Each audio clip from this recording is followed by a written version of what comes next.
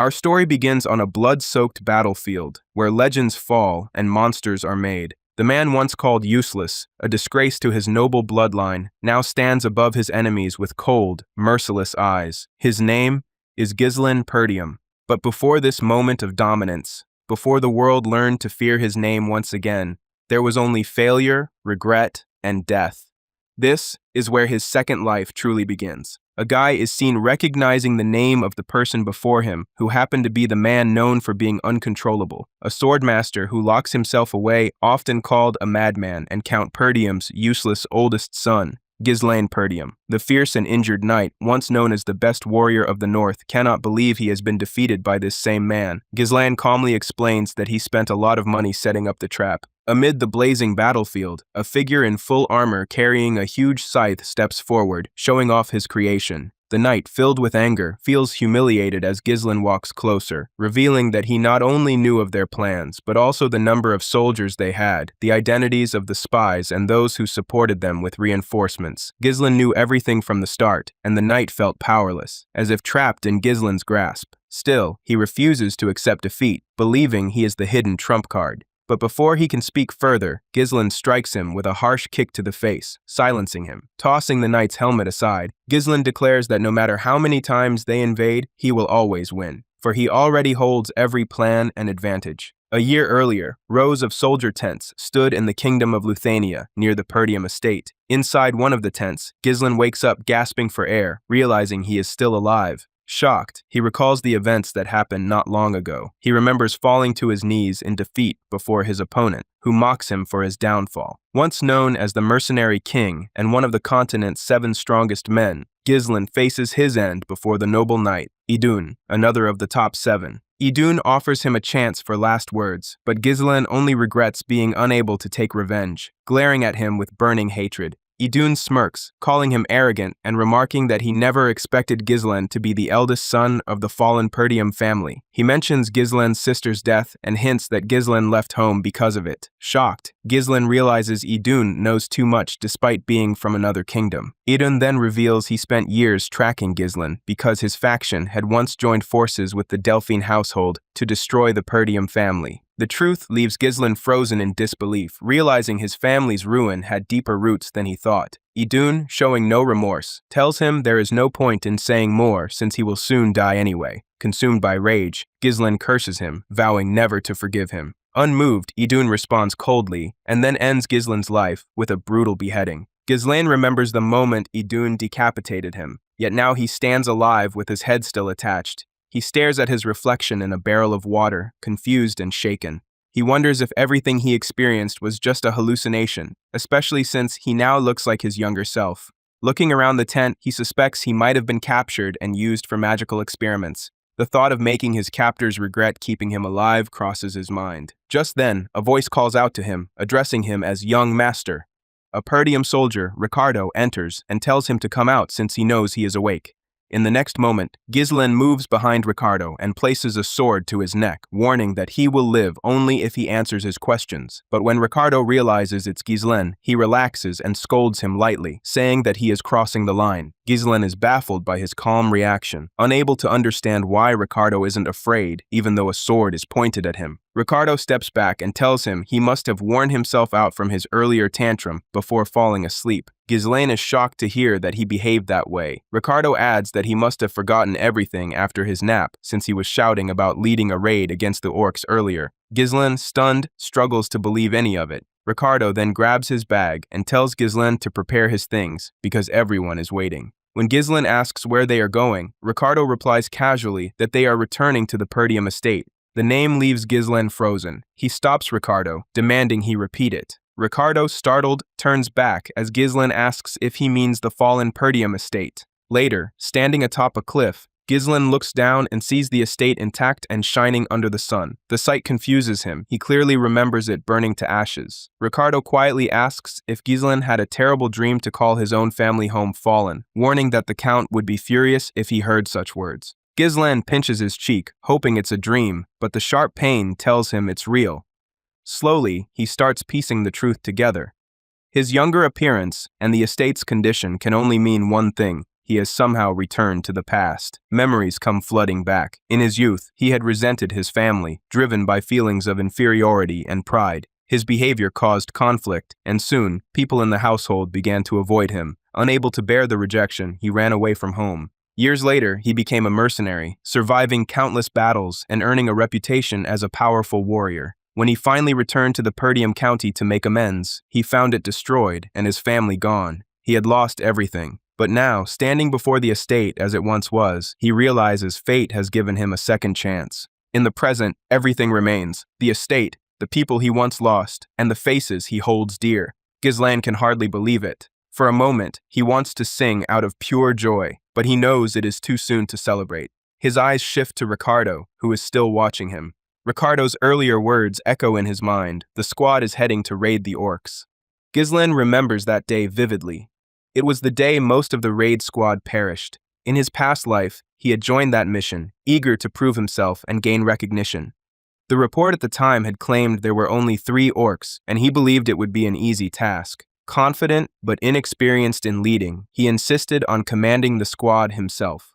When they arrived, however, they were surrounded by more than 20 orcs. Nearly everyone died because of his pride and reckless decision. He recalls thinking that the orcs lacked strategy and could be handled easily, but now he knows better. The only question is whether this squad will even trust him. They already see him as the useless eldest son of the Perdium family. As he thinks this over, something suddenly whistles past his ear and crashes nearby. The ground shakes and shouts erupt around him. Soldiers yell that the orcs are attacking. From the distance, the orcs come charging with terrifying speed and ferocity. Gislan is stunned. They are attacking much earlier than he remembers. Chaos breaks out as the soldiers scramble to defend themselves. The raid squad commander, Skovan, shouts for everyone to form ranks and draws his sword to lead the charge. But as he blocks an orc's attack, he realizes too late that they have been ambushed. The enemy numbers are far greater than reported, and panic spreads through the squad. At this rate, they could all be wiped out. Someone calls out to warn Skovan of an attack from behind. An orc swings its massive axe at him, but before it can strike, Gislan lunges forward and shoves Skovan aside. The axe comes crashing down toward him, but Gislan's blade flashes first. He slices through the orc's arm in a single motion. The soldiers stare in shock, and even Skovan is frozen by the sight of the once useless young master saving him with such speed and precision. Gislan swings his sword again. Frustrated that he cannot use mana, he curses under his breath, wishing he had returned to the past earlier when his body was stronger. Then he turns to Skovan, who is still trembling, and demands to know if he is the commander. When Skovan hesitates, Gislan looks him straight in the eye and orders him to hand over command of the squad. Skovan stands frozen, stunned by Gislan's sudden demand to take command. Though he knows the young master is reckless, he cannot believe Gislan would ask for such authority while lives are at stake. Skovan refuses sharply, leaving Gislan momentarily speechless. He reminds Gislan that this is not a game, and that, even as the young master, he cannot simply hand over the authority entrusted to him by the Count.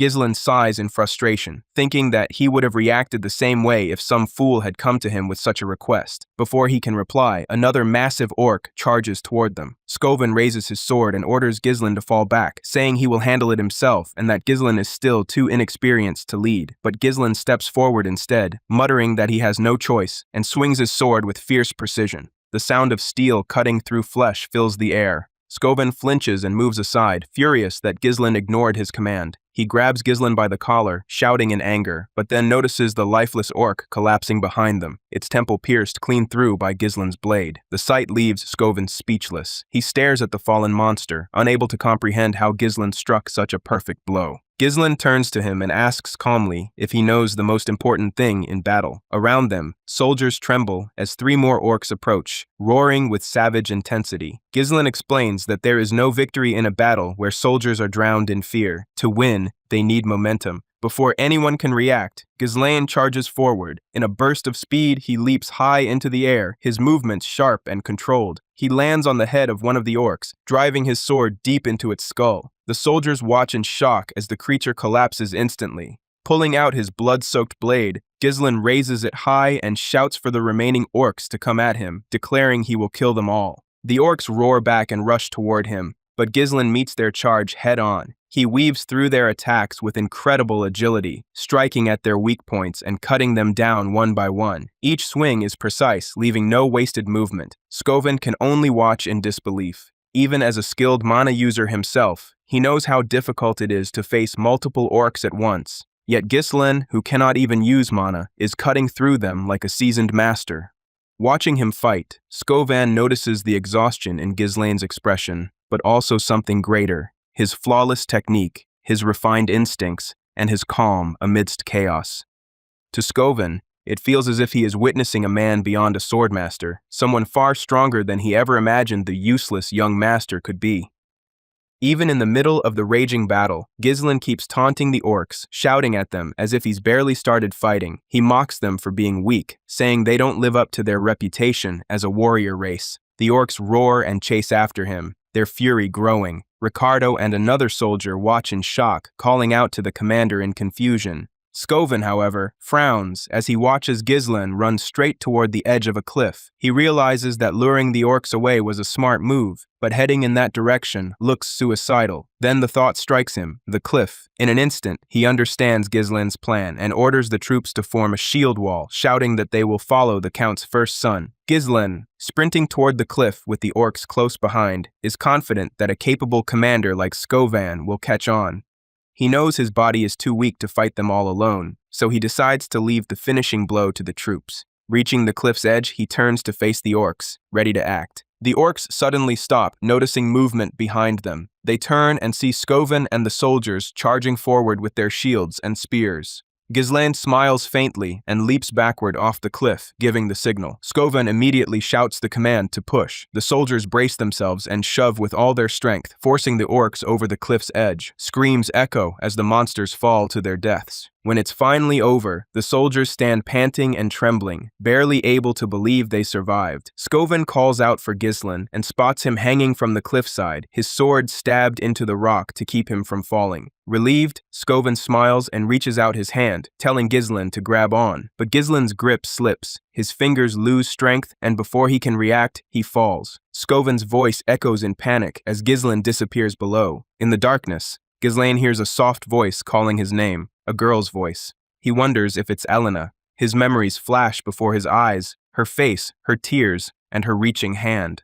She calls him again, saying they should go together. He suddenly opens his eyes. He's lying on a bed, alive. The first thing he feels is pain all over his body, sharp and deep. He groans and sits up slowly, realizing that the soldiers must have rescued him. The pain reminds him he's still alive, even if his body feels like it's on fire. The door opens, and a maid enters. She gasps when she sees him awake. Gislan looks at her, stunned, and softly mutters her name, Belinda. She rushes over, fussing and scolding him for being reckless and not letting the soldiers handle the orcs. Before she can continue, Gislan suddenly pulls her into an embrace. Belinda freezes, flustered, and asks if she did something wrong. Gislan shakes his head and tells her he's just glad to see her again. Belinda is his personal tutor, the only one who stayed by his side during his youth despite his foolishness. After the downfall of the Perdium family, she vanished, and he never saw her again. Now, seeing her alive and well fills him with warmth and disbelief. She laughs lightly, asking why he's so happy. They see each other every day, after all. But Gislan feels the weight of truth pressing on him. He tells her to listen carefully and warns that a great catastrophe will soon strike Perdium. Belinda looks at him in confusion, unsure what he means. Gislan insists that he died once and came back to life. She laughs nervously, saying that's true enough since the orcs almost killed him. Gislan sighs in frustration, realizing she doesn't understand. Belinda tells him to stop talking nonsense and worries that he might still be too hurt to attend the upcoming festival. Gislan blinks in surprise, not remembering it at first. She reminds him that Lady Elena has been waiting for this festival so they can go together, a perfect chance for them to grow close again. Gislan glances at the picture frame beside his bed, showing him and Elena smiling together. The memory of the festival returns to him. In his past life, he never enjoyed it. He was too broken and bitter after the loss. He asks how long until the festival, and Belinda replies that it's about a week away. The words sink into him heavily. He knows that day well. It's the day everything changed, the festival that marked the happiest and most tragic day of his life, the day Elena died. As this realization hits him, the door opens quietly. Elena enters. Elena enters Gislan's room, and Gislan feels very happy to see her. He rushes to hug her, but Elena feels confused about his sudden behavior. She pushes him away, and Belinda helps her move him aside.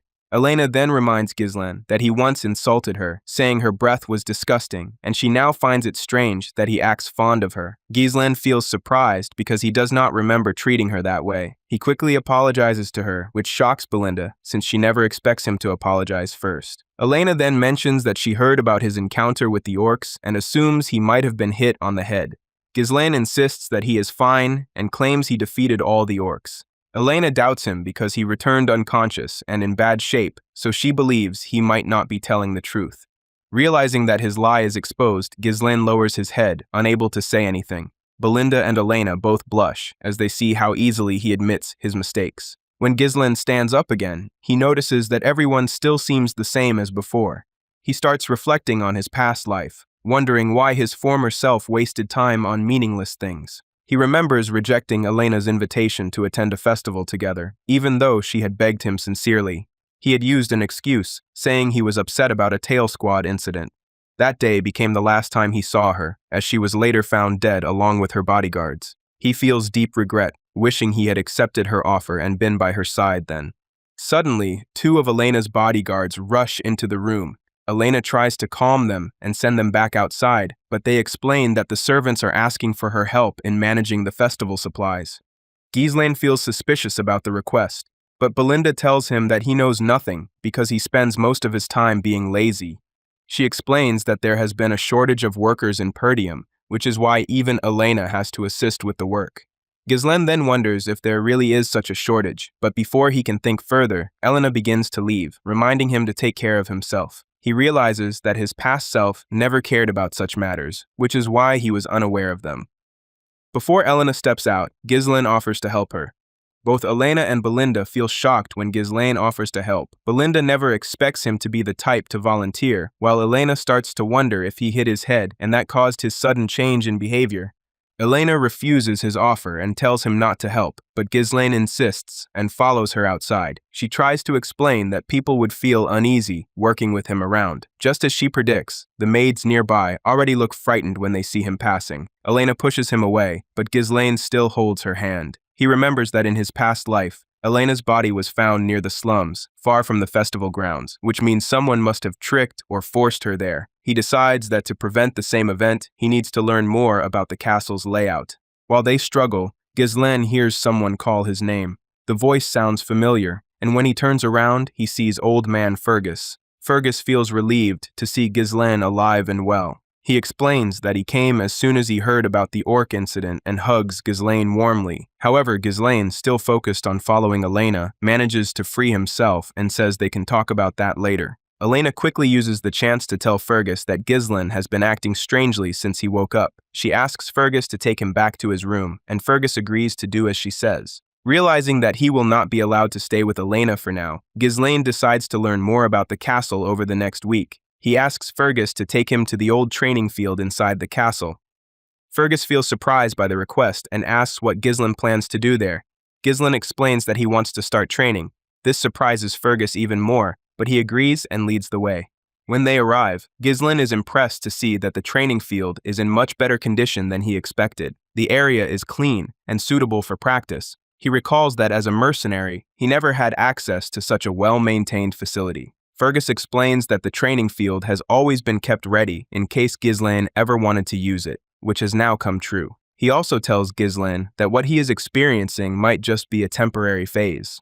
Gislan then tries to recall what happened to Fergus in his past life and finally remembers it. He tells Fergus that he hopes he lives long because dying feels terrible. This comment surprises Fergus, who begins to sense that Gislan speaks like someone who has truly experienced life and death. Gislan feels glad that someone seems to stand with him, so he tells Fergus that he truly died and came back to life. Fergus does not believe him, and Gislan does not push the claim further. He asks Fergus to leave so he can begin training. Fergus says he will wait outside and walks away. Gislan remembers how he treated everyone like enemies in his past life and admits that he was short-sighted. He refocuses on his purpose at the training field, to prepare so he can protect Elena at any time. He recalls that a neighboring lord is behind Elena's death, and that her death sparks the war and the fall of Perdium Castle. He decides to fix things from this moment onward. The first step he chooses is to improve his body, but he worries about the limited time. More urgently, he wants to learn to control mana, the supernatural force that lets people push past their limits. He knows most people find sensing and absorbing mana the hardest part, yet he manages it even on chaotic battlefields. He practices pulling the mana particles from the air and winding them together like thread on a spool. Gislan recognizes that someone with his countless battle experiences should form a mana core easily, but he remembers that mere cores do not explain his former rank among the strongest 7. He recalls a method from a half-burned magic book that, combined with natural human mana cores, can link multiple cores into a mesh that releases explosive power. He experiments and finds he can only connect 3 cores now, though he once reached 5. He also learns that the method produces a burst of great force, but consumes an enormous amount of mana. This weakness led to his loss against Idun in his past life. He remembers that he might have won if the fight had stayed fair, but the enemy brought a whole night order when his mana ran out.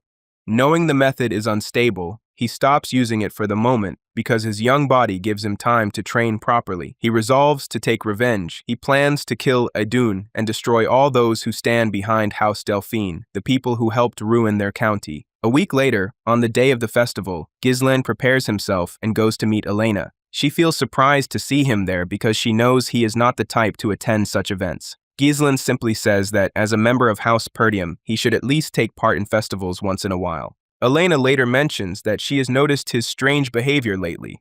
She has heard that he has been training non-stop throughout the previous week. Gislan acts as if it is nothing unusual, saying that it is normal for the heir of a knight family to train. Elena reminds him that he never cared about such things before. To cover up his real reason, Gislan lies that he became more serious because Elena once said his father was annoying and that she wished she could be the Lord instead.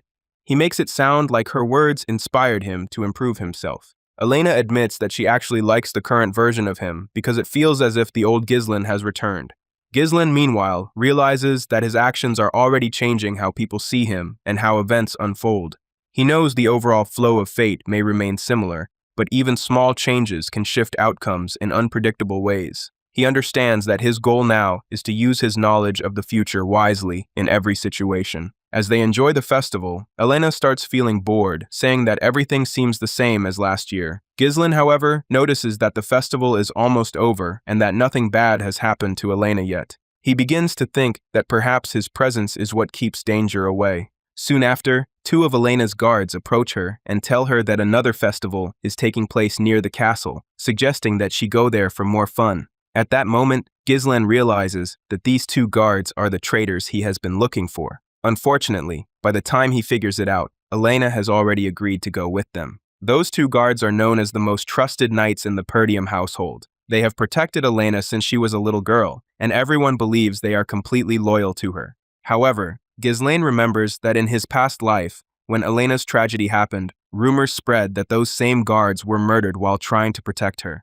As the guards lead Elena toward the supposed festival site, Gislan quietly follows them, pretending not to notice anything unusual. When they arrive, Elena feels surprised to see that the place looks abandoned. The compound is dirty and filled with dust, showing no sign of any festival decorations or preparations. She begins to doubt that any celebration is really going to happen there. One of the guards pretends to be confused and says that maybe the area is not ready yet, but he assures her that people will arrive soon. Gislan stays silent and observes everything carefully. He notices that although the place looks deserted, every possible escape route is already blocked. This tells him the setup is deliberate and that they have prepared everything in advance. Elena, on the other hand, feels uneasy and decides she does not want to stay in such a suspicious place. She grabs Gislan's hand and tries to leave. However, the guards keep stopping her, saying that since they are already there, she should at least wait to see the performance. Elena ignores them and tries to walk away, but one of the guards, Philip, continues insisting that she wait a little longer. At this point, Elena senses that something is very wrong. Their behavior has changed, and their tone feels cold and unfamiliar. Fear begins to grow inside her.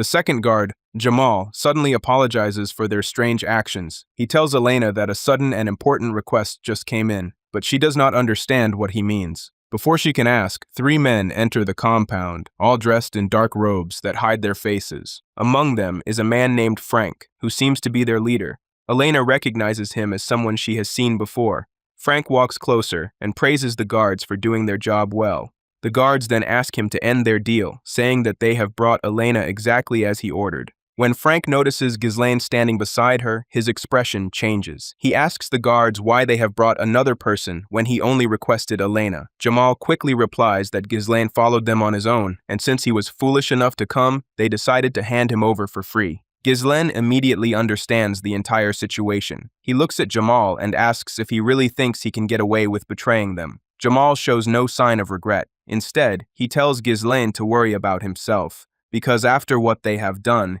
he and Philip plan to run away to a faraway land and never return. Jamal begins to explain that he and Philip are tired of living in a poor and struggling land that is constantly attacked by barbarians. He believes many others will also abandon Perdium just like they plan to do. Gislan listens and realizes that their betrayal is driven by selfishness rather than survival. He knows that others may want to leave Perdium, but they would never sell out their people the way Jamal has done.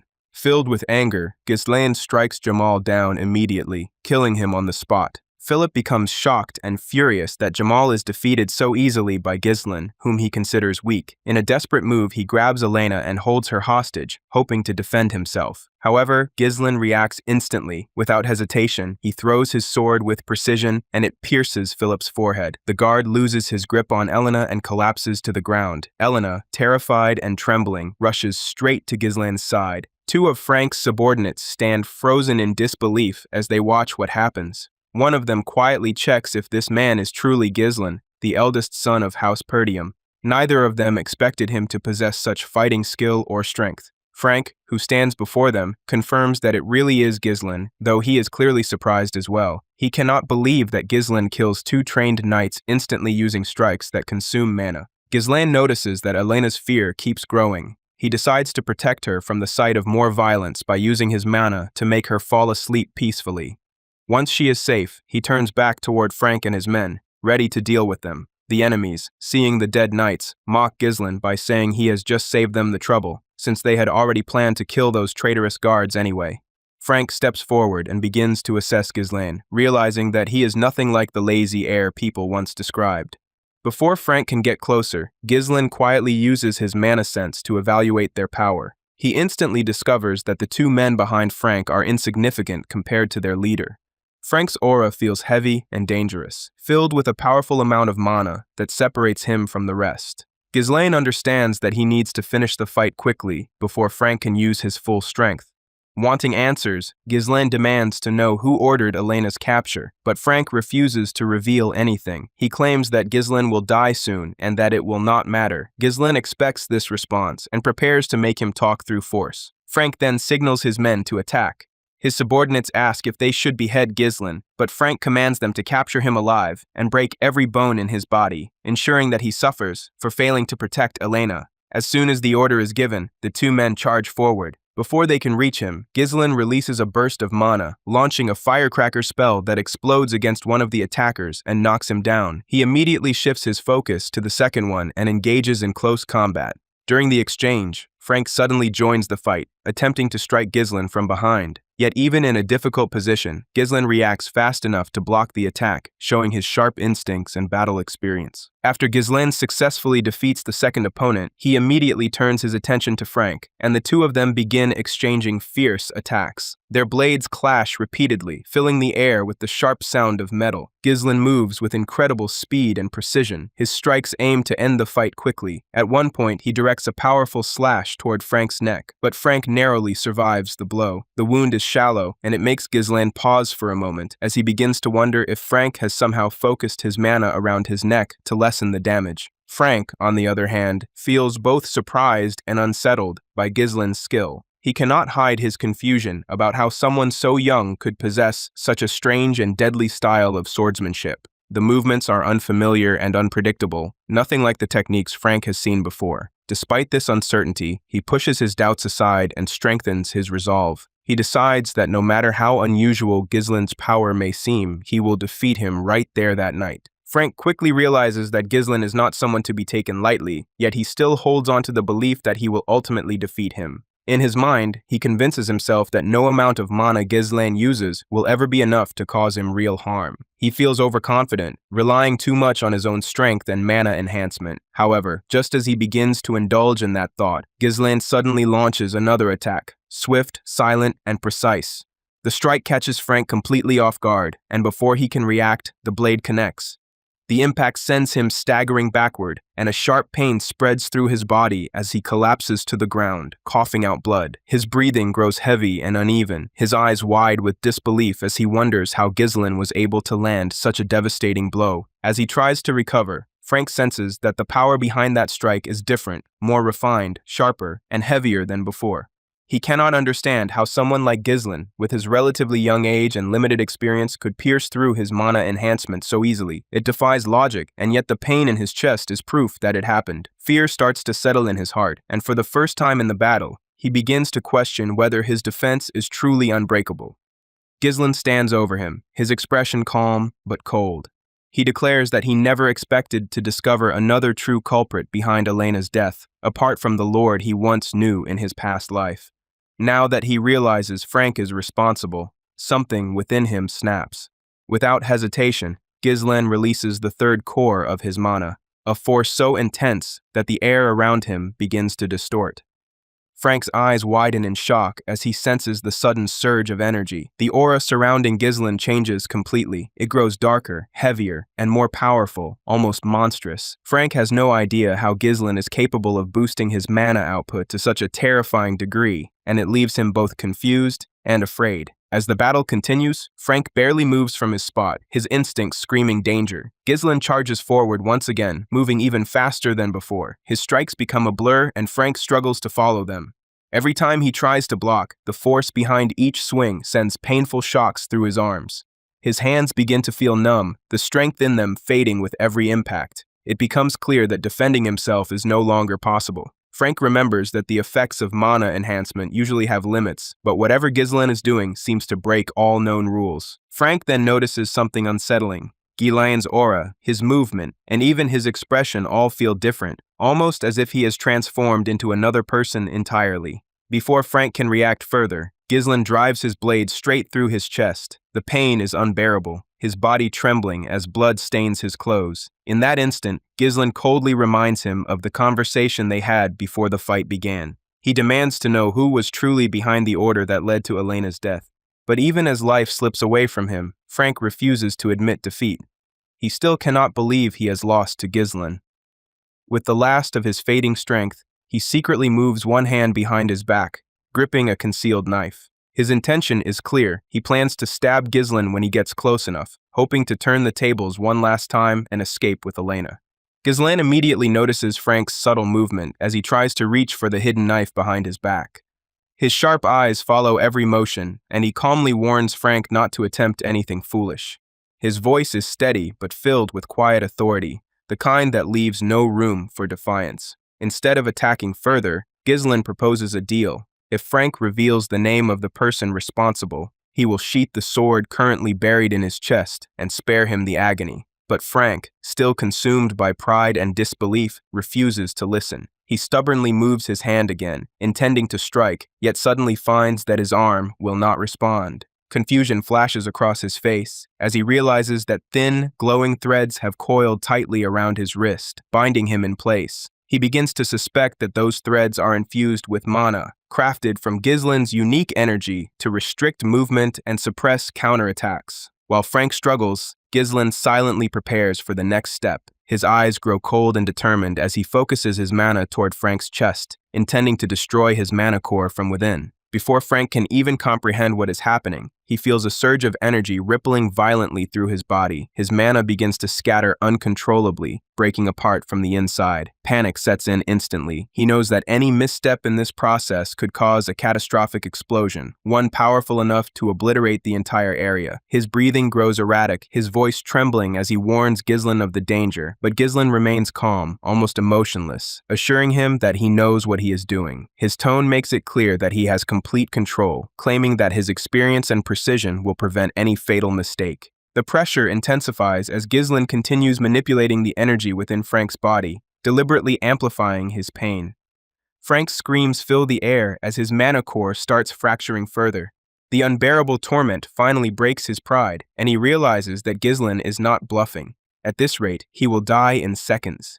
Desperation takes over, and he finally gives in. With a trembling voice and blood dripping from his mouth, he confesses that it was Count Desmond who ordered Elena's capture and death. He explains that Desmond needed a convenient excuse to ignite a war between the Perdium and Declared families. The revelation hits Gislan like a blade to the heart, confirming what he had feared deep down. In that moment, Gislan recalls his memories from his past life. He remembers that such secret dealings and dark missions were usually carried out by families allied with the ducal house, which now makes Desmond's involvement painfully clear. Gislan coldly asks if that was the true reason behind Frank's actions, and Frank admits it without hesitation. He confesses that eliminating Elena was part of that political scheme, a mere pawn in a much larger plan. Gislan's expression hardens. His anger, long suppressed, now burns silently within him. Without a word, he decides to end it. Frank, realizing what is about to happen, pleads weakly, reminding Gislan of his promise to sheath his sword. But Gislan does not waver. Instead, he calmly asks why someone who has slaughtered so many in his lifetime is suddenly afraid of death. His words cut deep, and Frank is left speechless, consumed by both fear and regret. Summoning the last of his strength, Frank warns Gislan that killing him will change nothing. He claims that his deal with the Declared family is already complete, and that the Perdium family is doomed to fall regardless. However, Gislan's eyes glow with fierce determination as he responds that this time will be different. He declares that he has returned from death itself, and with this second chance, he will make sure history does not repeat. With those final words, Gislan channels a surge of destructive mana through his blade. The energy explodes outward, consuming Frank completely in a blinding burst of light and heat. When the air finally settles, nothing remains of Frank but silence and ash. His life ends there. After ending the battle, Gislan slowly makes his way back to where Elena lies. The night feels heavy, the air still carrying traces of mana and blood. When he reaches her, he sees that she is still asleep, her breathing calm and steady. Relief washes over him for a moment, though his body begins to tremble from exhaustion. The strain of unleashing the third core earlier has pushed him far beyond his limits. His vision blurs slightly, and he feels the weight of fatigue pressing down on his shoulders. Still, he forces himself to remain standing, refusing to collapse until he is certain Elena is safe. As he looks around, he notices a small door near the far end of the corridor. Its frame is partly broken, as if someone had tried to force it open earlier. With slow, unsteady steps, Gislan approaches and pushes it aside, entering the dimly lit room. Inside, the faint smell of iron lingers in the air. His eyes adjust to the darkness, and soon he spots a lifeless body sprawled across the floor. The sight stirs something in his memory. He recalls that, in his previous life, when this incident occurred, a corpse was also discovered near Elena at this very place. The memory aligns too perfectly to be coincidence. As he observes the corpse more closely, he suddenly remembers Frank's last confession about the Declared family. His mind pieces the clues together, and he quickly realizes that the body must belong to the son of Declared himself. The situation becomes clearer. The young Declared heir had been killed along with his escort knight, and afterward, those same knights were framed as the ones who murdered Elena. The scheme was designed with precision to silence witnesses, shift blame, and ignite chaos between noble houses. Gislan's expression darkens as he understands the full scope of Count Desmond's plan. Once this evidence comes to light, it will surely spark the war Desmond desired. Knowing this, Gislan decides that he cannot allow the events to unfold as they once did. Even if it means altering history, he will do it. He moves quietly around the room, using his remaining mana to erase every trace of the crime, the bodies, the bloodstains, and even the remnants of energy that could be used as proof. His actions are careful and deliberate, each step taken to prevent the war that once destroyed so many lives. Meanwhile, as Galen is still at work, Elena begins to stir. Her eyes flutter open slowly, and confusion settles over her as she sits up, unaware of what has just occurred. She looks around, trying to understand where she is and what happened, but Ghislaine is too focused on his task to notice that she has awakened. Unbeknownst to both of them, another presence lingers in the shadows, a silent observer hidden within the darkness. The figure watches every movement closely, eyes fixed on Gislan and Elena. Then, as if realizing something important, the mysterious watcher quietly steps back. Without making a sound, his form begins to dissolve, fading into thin air. The spy returns to Count Desmond's mansion under the cover of night, his clothes stained with dust and sweat from his long and hurried journey. Inside the grand hall, the Count sits surrounded by his retainers, family members, and high-ranking knights. The atmosphere is heavy, filled with tension and anticipation. Everyone in the Desmond household already knows about the secret plot involving Frank and Elena, so when the spy appears, all eyes turn to him in silence. He bows deeply before the Count and reports the grim outcome. Frank, their best knight and most trusted guard, has been defeated. The room immediately fills with anger and disbelief. Voices rise as several of the Count's advisors express outrage that Frank, a warrior famed for his strength and skill, could be brought down so easily, and by what they assume to be just a young girl. They cannot accept such humiliation. But before the uproar grows further, the spy raises his voice to clarify that it was not Elena who defeated Frank, it was Gislan. The mention of that name brings the entire hall to a sudden stillness. Everyone, including Count Desmond, stares at him with disbelief. Gislan, in their eyes, has always been nothing more than a useless boy, someone weak and insignificant. Count Desmond leans forward, suspicion flashing across his face. He questions whether the spy is simply using Gislan's name as an excuse to cover up his own failure. But the spy, trembling slightly, insists that what he saw was real. He explains that Gislan was nothing like the rumors described. He had been present during the fight between Gislan and Frank, and he witnessed every movement, every strike, and every burst of mana. According to him, Gislan fought with a level of power and precision that felt beyond human, almost as if he had become an entirely different person. Despite his report, the spy tries to redirect the discussion, assuring the Count and his people that their arrangement with the Degard family is still secure. He insists that Frank's defeat will not affect their broader plans. Confidently, he pleads for another chance to prove his worth, promising that he can still eliminate Gislan and restore their advantage before the territorial war begins. But his plea is met with irritation. One of the senior knights, frustrated by the spy's excuses, snaps at him to be silent. The man slams his hand on the table, scolding the spy for his incompetence. He reminds him that his failure has already set back their timeline and weakened their position. He demands to know how the spy dares to ask for another opportunity when he could not even complete such a simple mission. The Count listens quietly, his expression unreadable, before finally deciding that the spy is no longer useful. In a cold and final tone, he orders his men to eliminate him. Panic floods the spy's face as guards begin to move forward. Desperate to save his life, he quickly promises that he can still fix everything. He vows to find a way to remove Gislan permanently. The Count pauses and asks how he plans to accomplish such a thing. The spy takes a deep breath and explains that he intends to create a situation where a duel between Gislan and another fighter will occur naturally. He reveals that he already has someone in mind for the role, Cain Loges. At the mention of that name, a murmur spreads through the room. Cain Loges is widely known for his immense physical power and raw swordsmanship. Though young, he has earned a fearsome reputation across the north as the epitome of strength. The spy emphasizes that Cain is unmatched in combat, and that there is no one in the region who can stand against his might.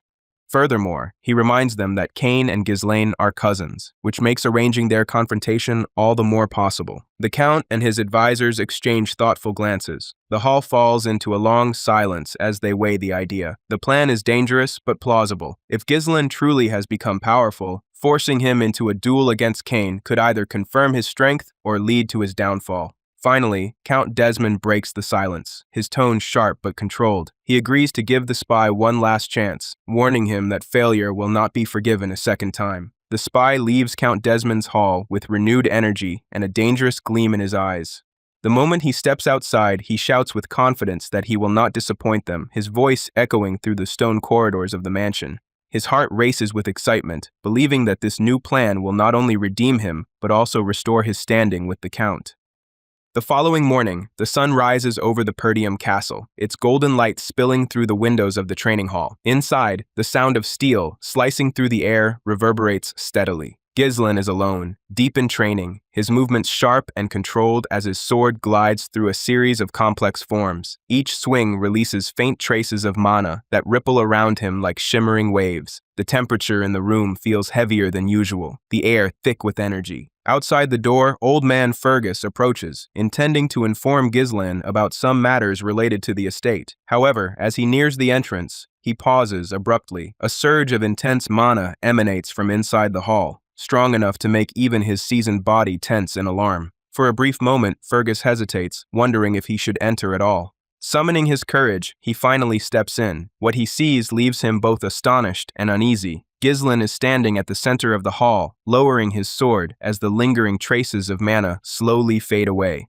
Sweat glistens on his face, and his breathing is calm, almost too calm for the amount of energy that had just been released. When Gislan notices Fergus, he sheathes his sword and greets him respectfully, his tone polite and composed. Fergus, still in disbelief, asks how Gislan managed to perform the technique he just witnessed. The old man's voice carries a mix of curiosity and admiration. In response, Gislan simply nods and decides to demonstrate again. He extends his hand slightly, and thin glowing threads appear between his fingers, streams of mana woven together like strands of light. The threads move gracefully through the air, twisting and contracting as if alive. He explains that this technique is called mana thread, a method of shaping mana into string-like lines that can be controlled for both offense and defense.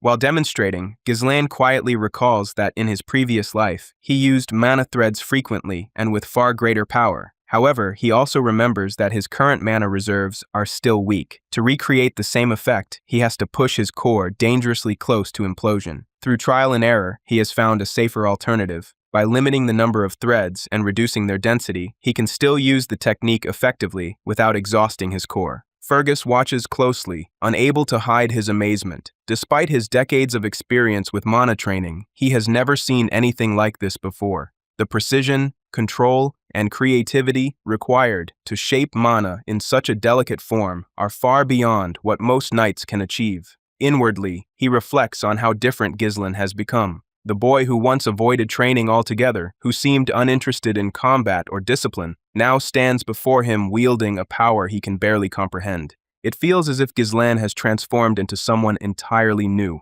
Breaking his thoughts, Gislan turns toward him and asks calmly if there was any particular reason Fergus had come.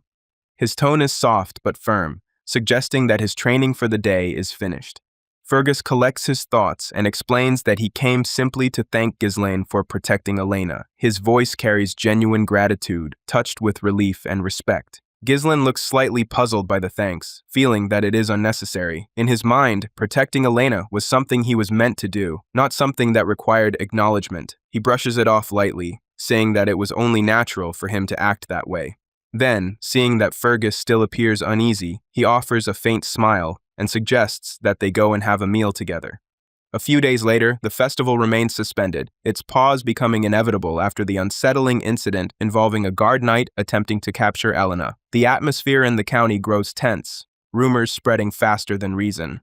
Elena, struggling to defend her truth, informs Gislan that no one believes her claim about him being her rescuer. To the townsfolk, her words sound like a desperate excuse, and her reputation begins to waver. She feels it would only be right for Gislan to step forward and address the crowd himself to clear both their names. Yet Gislan, aware of the stubbornness of public perception, refuses to waste energy trying to convince people who have already decided what they want to believe. Belinda, however, simmers with anger over the revelation that Philip and Jamal were the ones responsible for Elena's setup. She cannot fully grasp their motives, but her heart tells her it may have stemmed from a misguided affection or rivalry. Her frustration burns quietly beneath her calm exterior, while Gislan feels an unusual sense of relief. Despite everything, Belinda is alive, and he has, in one way or another, managed to prevent a war from erupting. Still, he recognizes a grim truth: he cannot protect everyone or maintain peace alone. The burden of defense weighs heavily on him, and he begins to see the necessity of forming a military force of his own. Such an undertaking would demand not only strength, but also political maneuvering, something he knows he must soon embrace. Lost in thought about strategy and governance, Gislan's contemplation is interrupted by the quiet arrival of a maid carrying their meal. The soft clatter of dishes fills the air, but his focus shifts when he notices that they are being served dessert instead of the usual meal. Confusion washes over him as he glances toward Belinda, who calmly explains that such an arrangement has been made in light of the difficult situation they are facing, a small gesture of comfort amidst growing uncertainty. Before he can respond, a sudden uproar from outside startles him. The noise rises, sharp and chaotic, seeping through the windows until even Gislan feels a flicker of unease. Curious and wary, he moves toward the window to see what is happening. Outside, a large crowd gathers, voices raised in protest. They are demanding compensation for the festival's abrupt suspension, arguing that their livelihoods have been thrown into turmoil. Belinda, already anticipating this outcome, remains composed. She explains that the county thrives on commerce, and most of its people are merchants whose income depends on the profits made during the festival. The cancellation has therefore ignited outrage among them. As Gislan observes the growing unrest, he quickly realizes the danger in letting the protest escalate. The merchants, driven by frustration and fear of loss, could easily turn violent if left unchecked. Determined to maintain order, he instructs Fergus to deploy the soldiers to calm the crowd. But to his dismay, the old steward reveals that there are no available troops. Most have already been dispatched to the Forest of Monsters to assist with reconstruction efforts following the recent Orc Raid. Disappointment settles over Gislan like a weight. The realization that their defenses are spread thin leaves him troubled. Perdium, he knows, exists in a constant state of conflict, threatened from the north by barbarian tribes and from the south by the monster-infested forest. With no soldiers to spare, dwindling resources, and no financial stability, the county teeters on the edge of crisis. Seeking a moment of privacy, Gislan pulls Belinda aside, intending to find a temporary solution. In a low, urgent tone, he explains that since she manages his finances, she should use his funds to appease the merchants and disperse the protesters. But Belinda's response stuns him. There is no money left. She reminds him that his allowance was cut off by the Count due to his past reckless spending habits. Her words strike him with grim clarity. For the first time in a while, Gislan truly grasps the extent of his financial ruin. He tries to find a way around the problem, asking Belinda if she can lend him some of her own money, only for her to admit that she too has none to spare. A sense of defeat settles over him. Knowledge of the future, he realizes, means little without the means to act upon it. For now, he needs wealth more than wisdom. As he silently contemplates his next move, the door bursts open and Ricardo rushes in, his expression urgent. Breathless, he reports that there is a problem. Kane has requested Gislan's presence immediately. Puzzled but alert, Gislan rises and follows Ricardo to the training ground. Upon arrival, he is met with the sight of Kane standing over a defeated Skovan. The air smells of sweat and steel. Kane turns toward him, acknowledging his arrival with calm composure. It has been some time since their paths last crossed. As Gislan moves closer to the scene, his eyes settle on the young man before him, and a faint memory stirs in his mind. The sharp features and confident expression remind him of someone he once knew well, Kane, the heir of Logis County, the same family that once shared an alliance with Perdium. As the recognition sinks in, Gislan recalls their complicated relationship. Kane had been his only friend in the past, yet at the same time, also his rival. They had shared laughter, competition, and resentment all at once, like two stars drawn together, but destined to clash. Without wasting time on pleasantries, Gislan turns to Ricardo and demands to know the situation. Ricardo, still slightly uneasy from the tension in the air, explains that they had responded to a report of a disturbance at the tavern. When they arrived, they found that the commotion was caused by Kane and his escort knight. He goes on to narrate how Kane, upon seeing them, immediately began asking questions about Gislan, specifically wanting to know if the rumors surrounding him were true. Commander Skovan, who was present, had then explained the situation to Kane in detail, trying to clarify the truth. However, Kane refused to believe him. Convinced that Skovan was lying, he punished him severely right there, insisting that Gislan's supposed feats were impossible. Ricardo, having witnessed the entire exchange, finishes his explanation and tells Gislan that this was all that happened before his arrival. Yet before he can continue, Kane interrupts and demands that Ricardo tell Gislan the complete truth. Then, turning directly toward Gislan, Kane begins to justify his actions. He declares that the reason he struck Skovan down was because the man claimed that Gislan, who had never even trained properly, defeated an orc barehanded and even subdued a group of treacherous knights. To Kane, such a claim sounded ridiculous and disrespectful to all trained knights. Therefore, he decided to teach Skovan a lesson, to make him understand not to spread foolish lies. Kane presents himself as though his attack had been an act of righteous anger, pretending that he would never have resorted to violence if Skovan had not lied. But Gislan knows better. He understands Kane's nature all too well. In his previous life, Kane always behaved as though Gislan were his subordinate, someone beneath him, someone who could be ordered around or humiliated for amusement. Every time Kane visited Perdium, chaos followed. He would drink, gamble, start fights, and create endless trouble, yet no one ever dared to scold him because of his status as the heir of Loges. In those days, Gislan had silently endured it all, unable to challenge him, and everyone around had treated Kane's arrogance as something natural for a noble heir.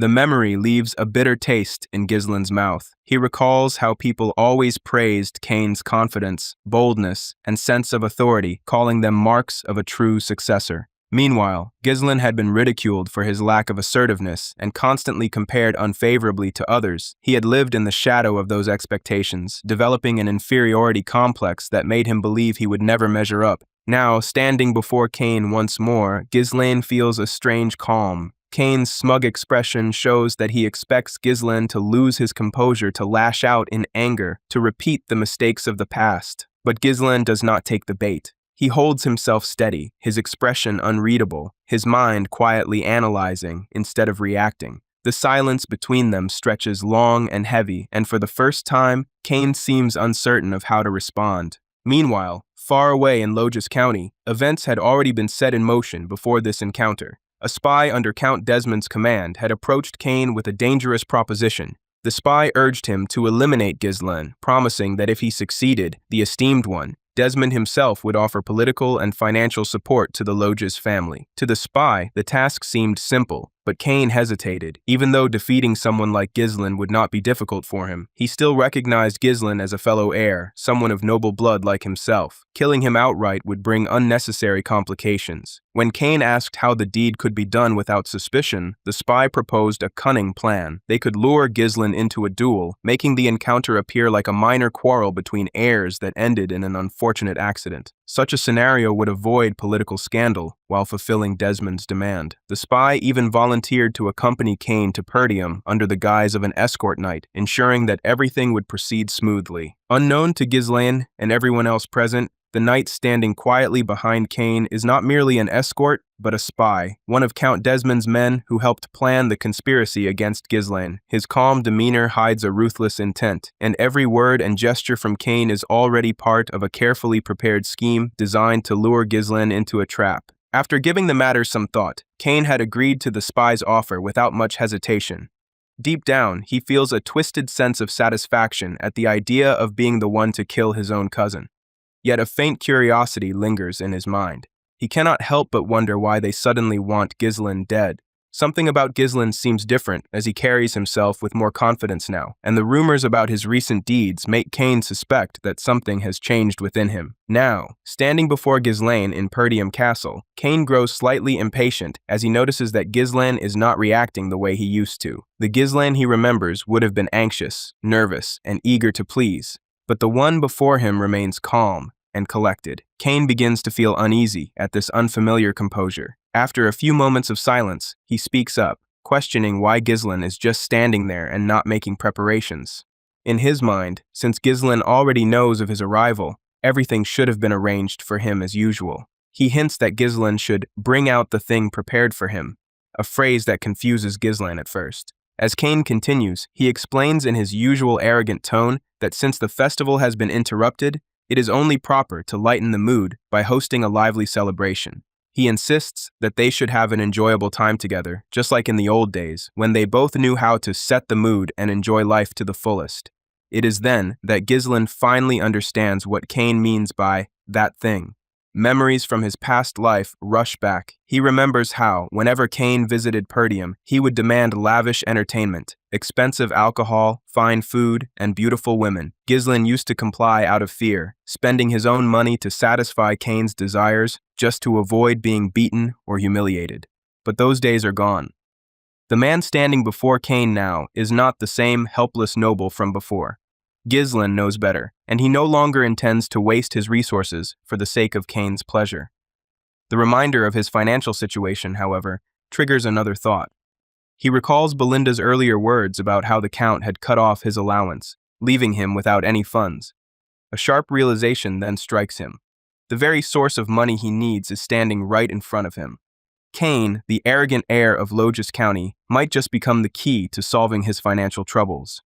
As Kane keeps pressing him to hurry and bring out the usual arrangements, Gislan decides to play along. With a composed smile, he agrees to fetch what Kane wants, but then adds that there is one thing he needs to settle first. He tells Kane that he still owes him a debt. Kane, taken aback, tilts his head in surprise, unsure of what Gislan is referring to. Gislan calmly explains that over the years, he has spent his own money handling all of Kane's extravagant requests, his drinks, his pleasures, and his countless indulgences. Now, he demands repayment for all of it, declaring that he will settle for 1,000 gold coins, plus interest, to cover the full amount. Kane's expression changes instantly. Shock and disbelief flash across his face. He scoffs at the absurd figure, insisting that the total cost of everything Gislan ever did for him could not possibly exceed 100 gold coins. He reminds Gislan that he never asked for repayment because he considered those times as gestures of friendship, a way of thanking Gislan for being his companion despite their rivalry. In his eyes, whatever money Gislan spent should be seen as a friendship fee, not a debt. But Gislan's patience has worn thin. With a sharp tone and steady gaze, he tells Kane that he no longer cares about any friendship between them. What he wants now is the money. He warns Kane to pay it all back immediately, or he will have no choice but to beat him senseless. His words carry an edge of confidence that shocks everyone present. Ricardo, standing nearby, cannot believe what he is hearing. To him, Gislan's attitude seems reckless and unwise. He had expected him to speak respectfully to Kane, not to provoke a powerful ally. Kane, however, interprets Gislan's boldness as arrogance. His temper begins to flare, and his pride feels wounded. He stares hard at Gislan, his hand twitching near the hilt of his sword.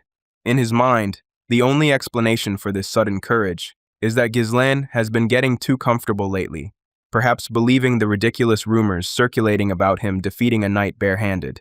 Kane dismisses those stories as lies, assuming that Gislan himself must have spread them to make people respect him. So because of this, Kane is forced to attack Gislan, but Gislan quickly dodges the attack and strikes back at him. Kane blocks the blow, but he falls to the ground in the process. When the spy sees this, he rushes to Kane's side to check if he's okay and angrily asks Gislan what he's trying to do to Kane, demanding that he step away from him. However, Gislan knows that Kane is only pretending, so he tells him to get up and continue their fight. When the spy moves closer, Kane quietly tells him that he only faked being hurt.